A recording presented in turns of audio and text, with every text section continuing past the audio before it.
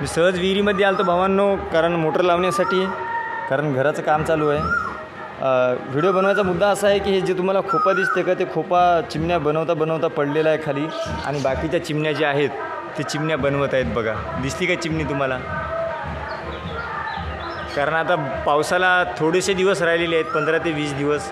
15 ते 20 दिवसाच्या अंतरावर ह्या चिमण्या खोपे बनवत आहेत.